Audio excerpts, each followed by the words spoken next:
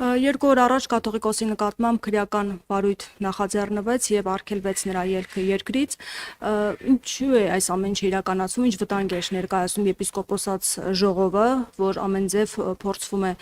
խոչընդոտել նրանց ելքը երկրից, որովհետեւ դրանից առաջ էլ եպիսկոպոսների նկատմամբ քրեական վարույթ նախաձեռնվեց։ Ինչ վտանգ եք դուք տեսնում այդ եպիսկոպոսած ժողովից եւ արդյոք անարմար չեք զգում, երբ կաթողիկոսի նկատմամբ ամեն դեպքում ձեր իշխանության ժամանակ քրեական վարույթ է նախաձեռնվում եւ այս օրերին Հայաստանում էր նաեւ ադրբեջանցի քաղաքասարակության ներկայացուցիչներ եւ սրան զուգահեռ Ալիևը խոսում է այն մասին, որ չի վերադարձնելու գերիներին, այդ թեման իր համար այլևս փակ է եւ նրանց հանցագործ է անվանում այն իրավիճակում, երբ Ջեյդի Վենսը եկավ Հայաստան, խոստացավ, որ հարցը կբարձրացնի եւ փաստացի հարցը լուծում չի ստանում, արդյոք սա խոսում է այն մասին, որ ավելի հանգամանալից հարցը չի քննարկվել նրա հետ կամ ինչ բացատրություն դուք ունեք, երբ խոսվում է խաղաղության մասին, քաղաքասարակության ներկայացուցիչներ են գալիս Հայաստան եւ սրան զուգահեռ Ալիևը փորձում է ասում է, որ այդ հարցը փակ է եւ գերիների վերադարձ չի լինելու։ Ինչ վերաբերվում է քրեական գործերին կամ իրավական գործընթացներին, դրանք իրավական գործընթացներ են, որոնց մեկնաբանության ուրեմն վերաբերյալ պետք է դիմել իրավապահ մարմիններին։ Եթե ձեր հարցը այն մասին է, որ ինչու եք փորձում ամեն կերպ խոչընդոտել եպիսկոպոսած ժողովը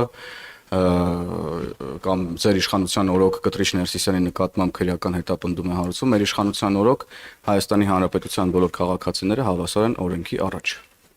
Սա է ձեր հարցի պատասխանը, եւ եթե կա ուրեմն իրավական process հարուցելու անհրաժեշտություն, այդ իրավական process-ը պետք է հարուցվի անկախ Հայաստանի Հանրապետության որևէ քաղաքացու կարգավիճակից։ Ինչ վերաբերվում է ձեր երկրորդ հարցին,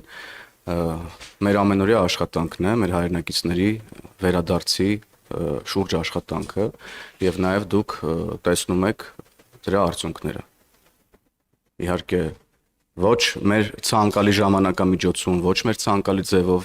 բայց ամեն դեպքում զուգահեռաբար ունենալով ձեր մատնանշած խոսույթը, դրան զուգահեռ նաև մենք ունենում ենք հաջողություններ, հետևաբար ես կխնդրեմ գերիների թեմայի վերաբերյալ ուրեմն իմանալ վստահաբար, որ ամենօրյա աշխատանք է տարվում այս իմաստով եւ մենք ամեն ինչ անելու ենք, որ մեր հայրենակիցները վերադառնան Հայաստան, իսկ խոսույթը ելի եմ կրկնում, բազմաթիվ իրավիճակներում խոսույթը չի համապատասխանել մեր ակնկալիքներին, բայց հողի վրա մենք ունեցել ենք